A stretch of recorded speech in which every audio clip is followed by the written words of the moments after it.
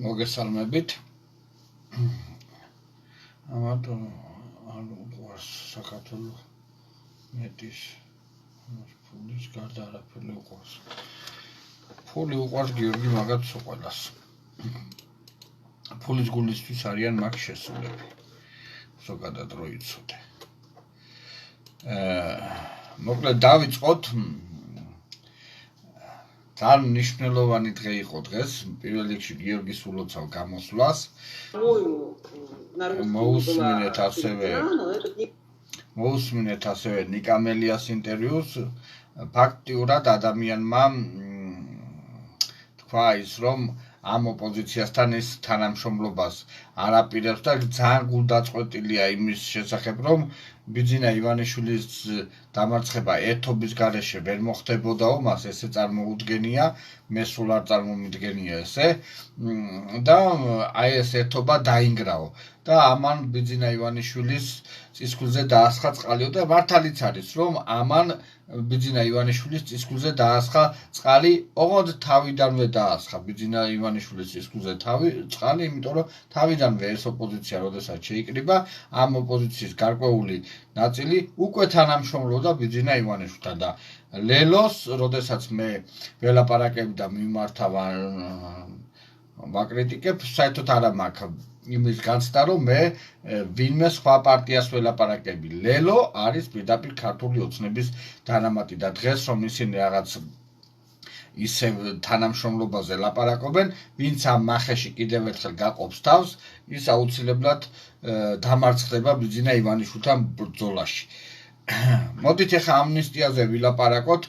ამნისტიის თემა არის ესეთი, ჩემის აზრით, ამნისტიის ესეთი ბუნდოვანი თემა არის ჩადებული სპეციალურად, რომ აქ აფეთქდეს ეს ბომბა და დანარჩენი რისი რაღაც ეფემერულად რაღაცის მიღწევას ცდილობს ოპოზიცია, სამომავლოდ რომ რაღაცეები იქნებაო, ჩვენ რო ქართულ ოცნებას დავამარცხებთო, მერეო, აი მის არ შესრულებად დევს ამნისტიაში, იმიტომ რომ თუ ეხა გაჯიუტდნენ, უკვე არის ორი, ესე ვთქვათ, კანონი ამნისტიასთან დაკავშირებით, რა თქმა უნდა, ქართული ოცნება გაჯიუტდება თავის მიღებული კანონის ინიცირებაში და ოპოზიციას აქვე მოუწევს უკან ნაბიჯის გადადგმა, უკან დახევა და ეს ფაქტიურად კიდევ ერთხელ დაამარცხებს ოპოზიციას საზოგადოების თვალშიც და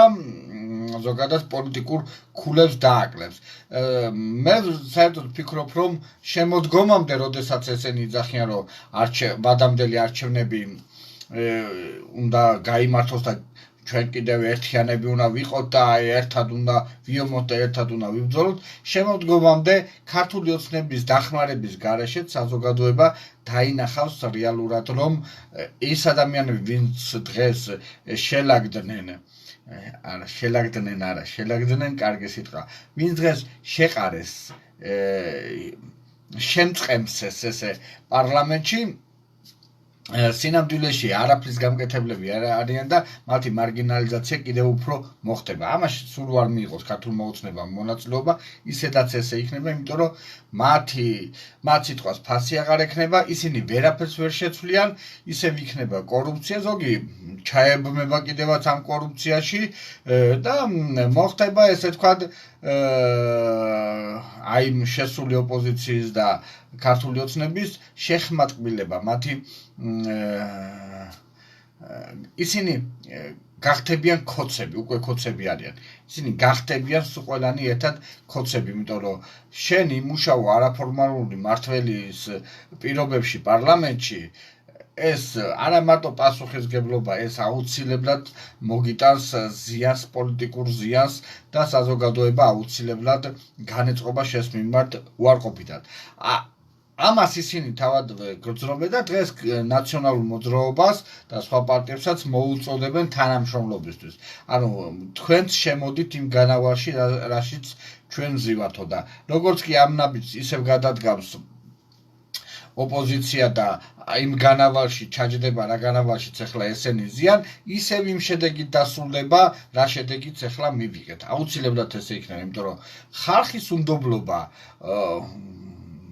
თუნდაც ნაციონალური მოძრაობის მიმართ და სხვა პარტიების მიმართაც და ზოგადად მათთვის საპატივცემულო ადამიანების მიმართაც გამოიწვია ზუსტად აი ამ ერთობამ, როდესაც ერთ ქვაბში მოიხარშა ცუდიც, კარგიც და საბოლოო ჯამში შედეგი რა არის კი ვნახეთ.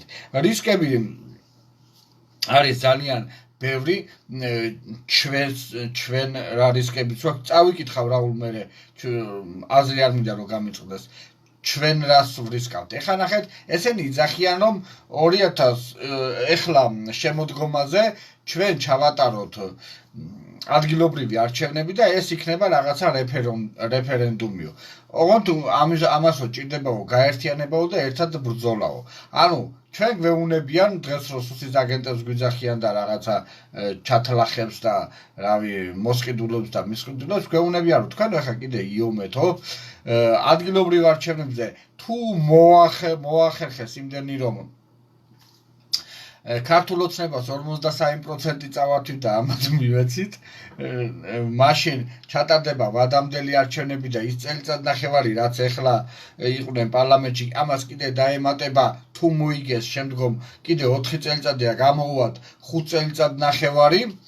5 წელიწადნახევარი უნდა იჯდეს ეს ოპოზიცია ჩვენს ხაზზე კიდე პარლამენტში, თუ არა და 4 წელი ხომ მაინც იჯდებიან რა, თუ ვადამდელი არჩევნები ვერ მოიგეს. ანუ თვითონ კი არა, ხალხმა თუ ვიბრძოლეთ, ვიომეთ, დაგვიჭირეს, რა ვიცი, შევწვეს, შებრაწეს, ციხეებში ჩაგვაგდეს, მერე ტყვეებით ივაჭრეს და რაღაცა, ხო?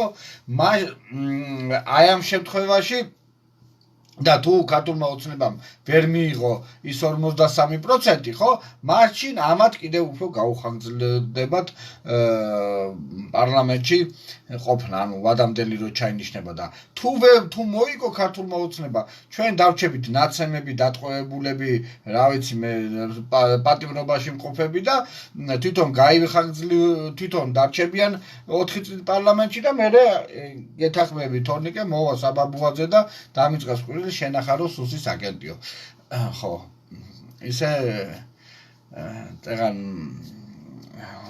მინდოდა რაღაცეები მეთქვა, მაგრამ ქეთი მითხარო დაანებე თავიო მაგ დონეზე ნუ დაეცემიო და მართალია ხოლმე ქეთი, როდესაც ეგეთ ადამიანებზე მეუნება რომ არ ილაპარაკო. დღეს გამოჩნდა რეალურად ვინ არის და რა არის და მისი კავშირები სუსთანაც და სხვა ქართულ ოცნებასთან კიდე ცალკე თემაა და ზოგადად გალაძე და რამე რომეები ეგ თვითონ იქით მოიკითხონ ხოლმე. ესეთი ამბებია. ეხლა წავიკითხავ რაულ შენ ფიზიკურად შეურაცხყოფა არც მოგაყენა, არ უნდა შერჩეს.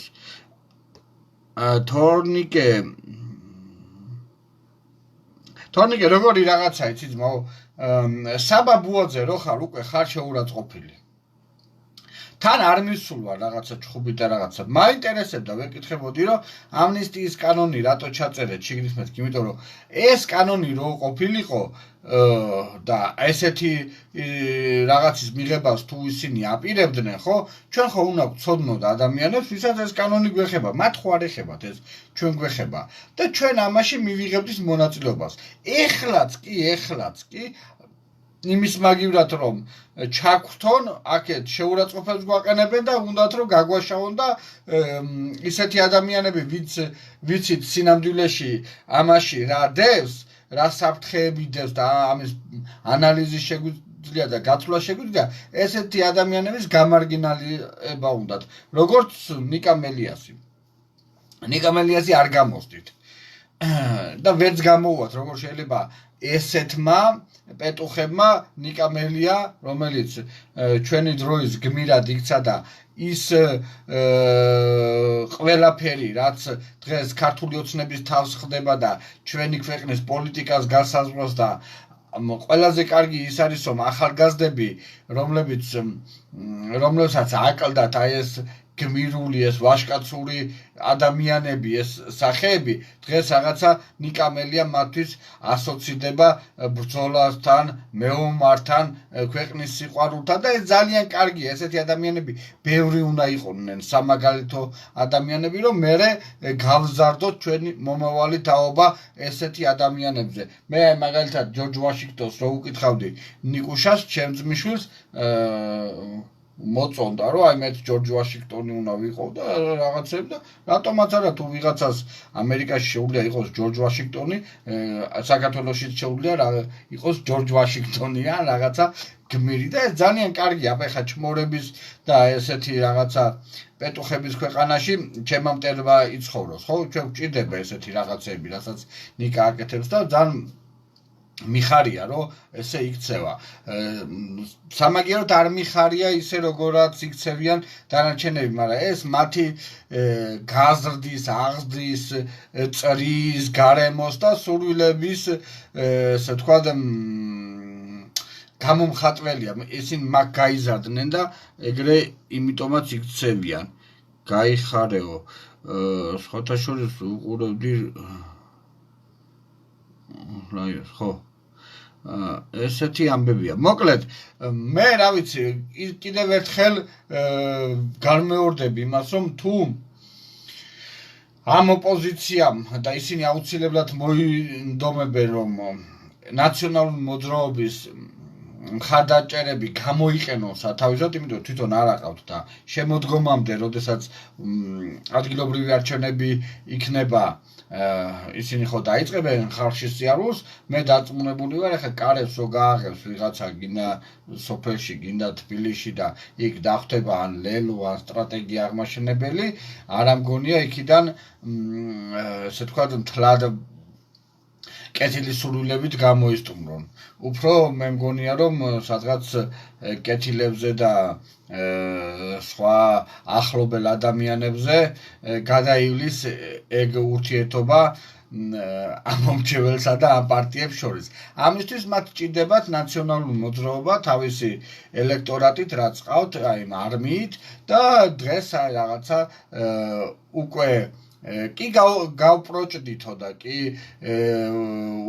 უღალატეთ სიტუაციასო, მაგრამ ხო იცითო რომ ჩვენს გარეშეცო ბიძინას ვერ დაამარცხეთო და აი ამით გევაჭრებიან. ჩვეულებრივი ვაჭრები არიან. ჩვეულებრივი სოფლის სოფელი სოფელში კიდე კაცურად ვაჭრობენ. რაღაცა ბაზარნიკები არიან. ჩვეულებრივი აი რუსეთის ბაზარზე რომ თაღლითები არიან და თანადოდ დაყვებიან ქურდები და ისინი ვიღაცა თავისნაირი ბაცნები ესეთი აი ესეთი ადამიანები არიან რომლებსაც სხვა აზროვნება არ აქვთ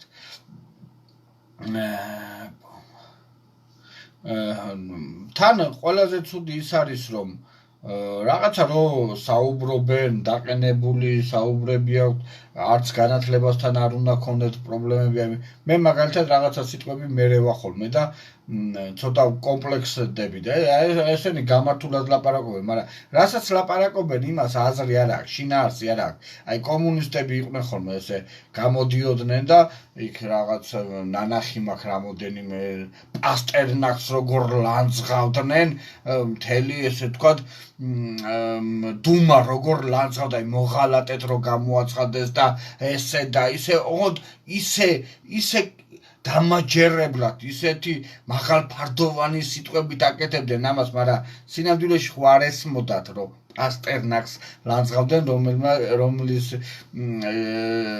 რომელმაც მერე ოსკარი აიღო, ხო? ოსკარი აიღო, ხო, ფილმმა ოსკარი აიღო და თვითონ ნობელის ლაურეატი გახდა, მე მგონი თუ კარგად მახსოვს, შეიძლება მარტო ოსკარი აიღო. ხო და აი ესეთი ადამიანები არიან ესენიც ლაპარაკობენ რაღაცა გამოვიდა დღეს ანა ნაცლიშვილი და რაღაც მშობიარობაზე ილაპარაკა და ბავშვის აღზრდაზე და როგორც დედამო აღმოაჩინა რომ თურმე ძნელი ყოფილა ბავშვის დაბადება და გაზრდა რატო უნდა გვაინტერესებდეს ეგეთი რაღაცები მე არ ვიცი ის გამოვიდა კიდე რა ქვია იმას ახვლედიანია მე მგონი თუ რა გვარია ევროპელებით რო შემოვიდა, იმან კიდე რაღაცაები იბოდიალა, ამას იმიტომ კი არ ვამბობ, რომ იმიტომ ვამბობო. მოკლედ, ერთი ლადო კახიძე ყავდა პარლამენტში და ოპოზიციამ შეიყვანა კიდე 10 ლადო კახაძე. თუ კახიძეა, თუ კახაძე, ქალებიც და კაცებიც. დღეს როგორაც ინგა გრიგოლიას გადაცემაში როგორი სახითაც და რა ესე თქვა ტონიც ქონდა ზურა ჯაფარიძეს, ხო? ეს ნამდვილად არ მესიამონა. არ არის ეს სასიამოვნო, ესე მორალურად განადგურებული ადამიანი, რომელიც ეძებს სადღაც რაღაცა ხავს რომ მოეჭიდოს და აი გითხარს რომ აი აქ კი არა ვარ, აი აქ, აი ესე კი არა, აი აქ არ არის. სხვათა შორის ეს არ ეტყობა გიორგი ვაშაძეს, იმიტომ რომ გიორგი ვაშაძე ბევრჯერ მithქვავს, რომ დანი კრუგერის ეფექტი არის პირდაპირ გიორგი ვაშაძეზე მორგებული. მას იმდენად სჯერა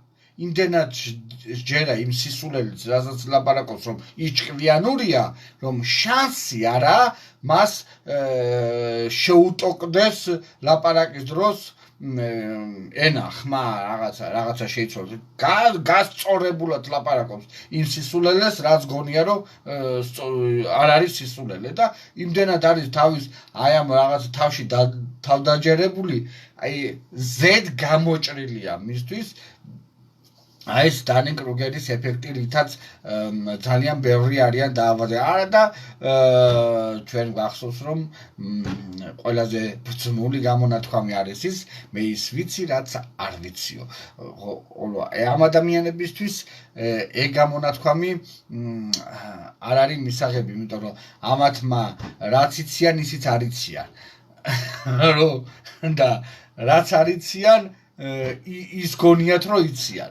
ესეთი ადამიანები გვყავს ჩვენ ეხლა უკვე პარლამენტში. ზოგადად მათი დამოკიდებულება პოლიტიკური პროცესების მიმართ არის როგორი რაღაცა, აი რაღაც თავადებს რო ქონდათ, რომ აი რაღაცა სტატუსი უნდათ რო ქონდეთ. რაღაცა სტატუსის მატარებლები უნდათ რო იყვნენ. აი მაგალითად პატა მანჯგალაძესთვის ეხლა და სხვებისთვისაც იქ პარლამენტში ჯდომა ძალიან დიდი მიღწევაა. იმიტომ რომ შენ ეს ხარ და ამ ხელაწყალობას რო გაძლევს შენ უფალი ან ალახი ან რა ვიცი მე რაღაცა რო პარლამენტარი ხდები, ხო, ეს ნამდვილად არის წყალობა. მაგრამ ამ სტატუსს ხო გამართლება უნდა.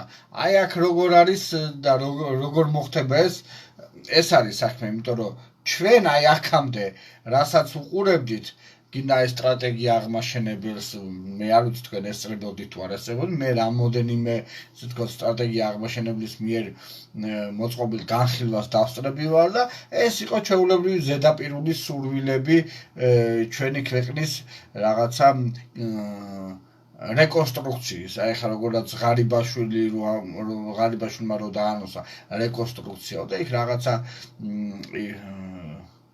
IP ქალაქების და ეგეთი რაღაცეები შექმნა და შერიფები და კოუბოები და რაღაცა სისულელები, მოკლედ კოლხურ კოშკში ნამყოფი ხართ? კი, როგორ არა ვარ, კოლხურ კოშკშიც ვარ ნამყოფი და ღვინოც დამიწურია და მე და ცოტნე მეგობრები ვართ, თორნიკე.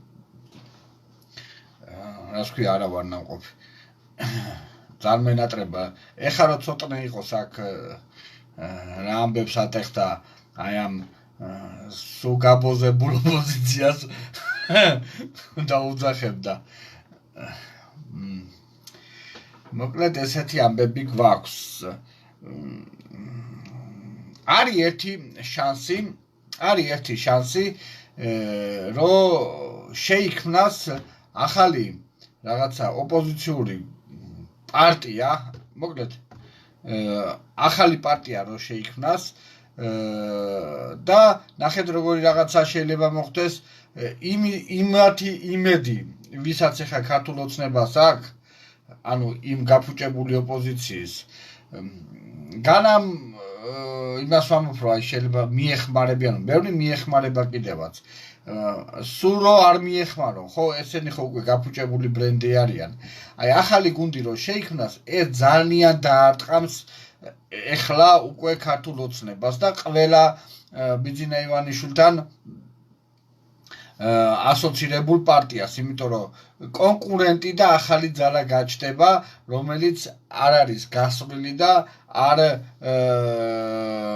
არც გაისვრება ამათთან და რომელიც საზოგადოების ნდობას აუცილებლად მოიპოვოს, იმიტომ რომ იმ სხვადასხვა გახარიას გამოჩენა პოლიტიკურ ველზე და შეიძლება კალაძეც გამოჩნდეს, არ არის გამორიცხული, ზუსტად აი ამ ოპოზიციიდან გაქცეული ელექტორატის, ესე ვთქვათ, ელექტორატზე სათევზაოდ არის ეს პარტიები არის შექმნილი და შემოიყვანს ამათ ბიძინა ივანიშვილი აი ამ ველზე სათევზაოდ თუ სანადირო თუ რა ვიცი მე დასაჭერად. იმიტომ რომ ეს ელექტორატი ახლა რომელიც გაექცა ოპოზიციას, სადღაც არის გაფანტული. მათზე ნადირობა ეხლა არის ყველაზე ჭკვიანური. ის ადამიანები კი ეხლა ეძებენ სანდო ადამიანებს, ვინც მათ პრობლემებს მოაგვარებს, ვისაც ისინი მიენდობიან, ვისაც ისინი თვლიან, რომ არიან მორალურად, ზნეობრივად სწორი ადამიანები, ქვეყნის მოყვარულები, პატრიოტები, არ არიან გასრულები, არ არიან ჩასრულები და არ არიან აზელილები და რაც თავარია ნდობას იმსახურებენ, აი ეხლა არის კაი მომენტი, რომ ესეთი ადამიანები შემოვიდნენ პოლიტიკურ ველზე. ესეთი ადამიანების მარტო ხო მოძიება ცოტა ძნელი და აი ამ ადამიანებმა ეხლა თუ ვინმე შემოვა პოლიტიკურ ველზე, აუცილებლად უნდა ითამამშრომლოს უკვე აი ევროპულ საქართველოს იმ ნაწილთან, რომელიც გარეთ დარჩა და ნაციონალურ მოძრაობა, აი მორალურად სწორ ადამიანებთან და მოაზროვნე ადამიანებთან და მათთან ერთად უკვე შეიქმნება ძალიან მყარი ძალა და აუცილებლად შეძლებენ ქართული ოცნების დამარცხებასაც და აი ამ second-hand პოლიტიკოსების, ესე ვთქვათ, პოლიტიკიდან ისევ განდევნას. ესენი ხო შემორეკა ბიძინამ. ეს არის ნახირი, ეს არის რაღაცა ფარა, რომელიც ბიძინა ივანიშვილმა შემორეკა, რომ თავისი არსებობა კიდევ უფრო მაგრებინა და გაეხანგრძლივებინა. აი ეხლა არის ძალიან კარგი მომენტი. თუ ეს მომენტი გაუშვით ჩვენ ხელიდან, დამერწმუნეთ ადგილობრივ არჩევნებზე ქართული ოცნება თუ დამარცხდა, ეს იქნება ბიძინას სურვილი, რომ დამარცხდეს და ადგილობრივი არჩევნები ჩაატარონ და ვადამდელი არჩევნები ჩაატარონ და მერე ვადამდელ არჩევნებზე გაიმარჯვოს ან ისევ ქართულმა ოცნებამ, ან მასთან აფილირებულმა პარტიებმა, რომ საერთო ჯამში ბიძინა ივანიშვილმა კიდევ გაიხარძლივოს, ესე ვთქვათ, არა მარტო არსებობა, არამედ ძალაუფლებებით არსებობა ამ ქვეყანაში. ყველა ავტოკრატის უპირველესი საფიქრალი ეს არის, რომ თავისი ძალაუფლება არ დაკარგოს და გამონახოს სელექტორატი, რომელიც მას მოემსახურება, როგორც თავის გუნდში, ასევე სხვა პარტიის გუნდებში, რომლებიც ითამაშებენ მის თამაშს და ამის ისტორიული მაგალითი ჩვენ უკვე მივიღეთ. აი ამ არჩევნებზე მივიღეთ და აი ეს პერიოდი, რა პერიოდი მათ ჩვენ თვალწინ აი ამ 6 თვემ გაიარა. ეხლა არის კარგი ანალიზი გასაკეთებელი, ეხლა არის სტრატეგია შესამუშავებელი და ეხლა უნდა ვიმუშაოთ ჩვენ იმაზე, რომ მე ვფიქრობ, უნდა იმუშაოს პარტიებმა იმაზე, რომ აღარ აითქლიფონ იმ პარლამენტში შესულ განავალში იმ პარტიებთან და ჩამოყალიბდეს რაღაცა მებრძოლი სექტორი, სამოქალაქო სექტორი, რომელიც არჩევნებში დაამარცხებს ქართულ ოცნებას და კიდევ ერთხელ ვამბობ, გარეკავს პარლამენტიდან იმ ძალებს, რომლებიც დღეს ესე მოღალატეობრივად შევიდნენ პარლამენტსაში და ესენი თუ ვინმეს რამის იმედი გაქვთ რომ რაღაცა ან ეკონომიკა გამოსწორდება ან სამართალი მოსამართლეები შეიცვლებიან ჩვენ ქვეყანაში ან რაღაცა მოხდება ეგეთი და რაიმე ზეწოლა იქნება ეს არის ტყუილი. ტყუილი არის და გეტყვით ახლა რატომ საერთაშორისოებთან შარლ მიშელთან და სხვებთანაც ოპოზიციამ ასე ვთქვათ ვერ დაარწმუნა ისინი რომ არიან მართლები.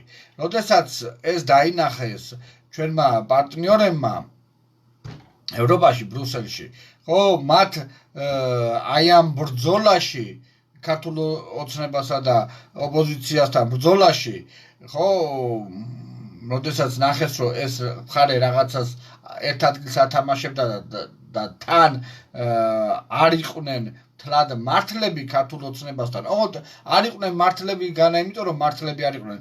იმიტომ დაინახეს მათ ესე რომ თვითონ ოპოზიციიდან ესე აწვდიდა ვიღაცებს მათ ესე ვთქვათ ესეთ სურათს უხატავდა რომ აი აქ მთლად მართლები არა ვართ და მე საბოლოო ჯამში აღმოჩნდნენ რომ ისინი ქართულ ოცნებასთან გამტყუნდნენ და ამიტომ ბოლომდე ესე ვთქვათ მიაწვა ევროპა ოპოზიციას და ბარემ 20 ივლისიც ჩამოირეცხეთო რომ სუფთა ფურცლიდან დაიწყოთ ურთიერთობაო და ზოგადად იჯექითო პარლამენტშიო ნუ ჩხუბობთო ნუ ყვირიხართო საკმარისი გაქვთო რაც გაქვთო რეგიონში ყველაზე ესე ვთქვათ წარმატებული ქვეყანა ხართო თუ რუსეთმა შემოგიტიათ ჩვენ აგერ შეძლების დაგვარა დაგიცავთო და ეს კაციც ეხა ბევრს არაფერს არ აფუჭებსო თუ ვინმე პოლიტიკური ნიშნით დაიჭირა გამოვაშვებიოთ არ არის პრობლემაო იყავით წნანათო თქვათვისო რა და აი შენ იჯეკით პარლამენტშიო და ეს დღევანდელმა ნიკამელიას ინტერვიუმაც კიდევ ერთხელ ესე ვთქვათ გაამყარა ეს მოსაზრება რაც ისედაც ჰქონდა რომ მათ ზურგი აქციეს არა მარტო ზურგი აქციეს უჩვენეს თავიანთი სლაბი წერტილები და ეს როგორც კი იგრძნეს ნადირებივით მოიქცნენ ევროპელები, როგორც კი იგრძნეს მსხვერპლის სუნი, რომ ესენი მთლად რაღაცა ვერ არიან მართლები, მოდი ბარემ პრობლემები ჩამოვირეცხოთ და ქართულ ოცნებასაც ჩამორეცხეს პრობლემები, იმიტომ რომ მათ ურჩევნიათ ყოველთვის ხელისუფლებასთან თანამშრომლობა, ვიდრე დამნაშავე თუ მთლად ესე ვთქვათ არასწორი ან რაღაცა ესეთი ოპოზიციასთან თანამშრომლობა. აქ კაკო ბობოხიძე ეუბნებოდა რომ აი ერთხელ რომ მოვითმინეთ მეორეჯერაც მოგვეთმინა მესამეჯერაც ჩამოვიდოდნენ ეს ფასილიტატორები და შეიძლება უფრო კარგი რაღაცები შეეთავაზებინათო მესამეს არ დაელოდებოდა ქართული ოცნება იმიტომ რომ მესამე შეიძლება მართლა უკეთესი ყოფილიყო და იქნებოდა აუცილებლად ჩვენთვის უკეთესი და სასურველი საზოგადოებისთვის უკეთესი და სასურველი ასე ვთქვათ შეთანხმება მაგრამ იმ შეთანხმებაში თუ ეს ოპოზიცია ვინ დღეს პარლამენტში შევიდა იგრძნობდა რომ აი ამ პუნქტების გათვალისწინებით შეიძლება ქვეყანაში სააკაშვილის დაბრუნდესო აქ სააკაშვილის შიში უფრო ბევრი აქვს ბევრს აქვს ოპოზიციაში ვიდრე ბიძინა ივანიშვილის შიში და ზოგადად ეს ადამიანები მეც რომ ვიყო აი დავუშვათ ეგეთი ადამიანი რომელიც სააკაშვილის პოლიტიკაში მოსვლით ვიქნები შეშინებული იმიტომ რომ ჩემნაირების ადგილი შეიძლება აღარც დარჩეს პოლიტიკაში ჩემთვის ყველაზე დიდი გარანტი იმის რომ სააკაშვილი არ დაბრუნდეს საქართველოში და მე ვიჯდე პარლამენტში არის ბიძინა ივანიშვილი და არა დავუშვათ მელია ან რაღაც ნაციონალური მოძრაობა ან თვითონ ხალხი ამიტომაც როდესაც ესე პრაგმატულად თვლი რა საფრთხის წინაშე დგეხარ იქცევი ისე რომელიც შენ გაწყობს და რომლიცაც უფრო ნაკლებად გეშინია რომელთანაც შეგიძლია დაალაგო რაღაცა კორუფციული სქემები, იშოვო ფული, ლელომ ხო ხა კი რაღაცა ითეთრებენ თავს, მაგრამ კვირიკაშვილი როცა იყო ქვეყნის პრემიერ-მინისტრი, ხაზარაძე ხო მაშინ თითქმის ყველა ბიზნესში იყო ჩართული და როდესაც პროექტი დაიდო ბანკებიდან ბიზნესო ფული გაქონდა და სახელმწიფო უნაზღაურებდა პროცენტს და უფარავდა ძირს ნახევარს ეს ხომ მაშინ გაკეთდა იმისთვის რომ ბანკებს ეხეირათ ბიუჯეტიდან და მათ ხელში აღმოჩენილიყო ძალიან ბევრი ბიზნესი. ახლა მე შემიძლია ამოვიღო და განახოთ მათი დეკლარაციები და დარწმუნდებით რომ აი იმ პერიოდში როდესაც კვირიკაშვილი იყო პარლამენტის პრემიერ-მინისტრი ანაკლის ტენდერიც მაშინ მოიგო ხაზარაძემ ძალიან ბევრი ესე ვთქვათ ბიზნესი დაფინანსდა ბიუჯეტის ფულით, ოღონდ ეს ბიზნესმენები იყვნენ მათთან ახლო კავშირში მყოფი ადამიანები, მათ შორის თვითონ ხაზარაძეც შატო რაღაცა დაფინანსა და აი ამ შატო რაღაცის მფლობელი არის ჩვენი სააბა ბუაძის მამაც, რომელსაც წაღებული ფულიდან ბიუჯეტიდან წაღებული ფულიდან ნახევარს ჩვენ ვუფინანსებდით ჩვენი გადასახადებიდან. მოკლედ ეს იყო ჩემი ლაივი დღევანდელი. მინდოდა თქვენ გწოდნოდათ ჩემი მოსაზრება. აი მე მაქვს ესეთი მოსაზრებები და თუ ვინმე ხართ კიდე რწმენაში იმის რომ ამ ოპოზიციის ესეთი სახით ერთობა და ესეთი ესეთი ნაბიჯები, რასაც ესენი დგამენ ჩვენ გამარჯვებას მოგვიტანს, ღმერთმა ხელი მოგიმართოთ, მაგრამ მე ვფიქრობ, რომ თუ ტაქტიკა არ შეიცვალა ოპოზიციის და თუ ველი არ გაიწმინდა და მორალურად და ზნეობრივად და საღაზზე მდგომი და რაც თავარია შემართული და მოტივირებული ხალხი არ მოვიდნენ პოლიტიკაში, სულ იქნება ბიძინა და სულ ვიქნებით ისინი რანიც ვართ და თუ რანი ვართ, თუ რან უნდა ვართ, თუ ეს უცნობი რომ ღერის კაცი ვართ, კაცმაც უნდა ვარო, თუ რაღაცად კაც უნდა ვარო, თუ რაცა ვარო, აი ესე ვიქნებით მანამ სანამ ჩვენ თვითონ არ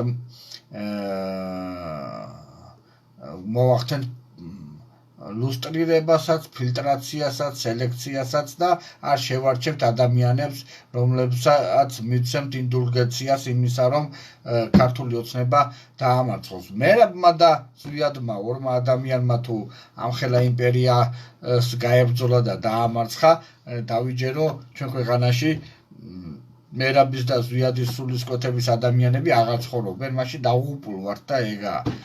წავედი, აბა, ხვალამდე.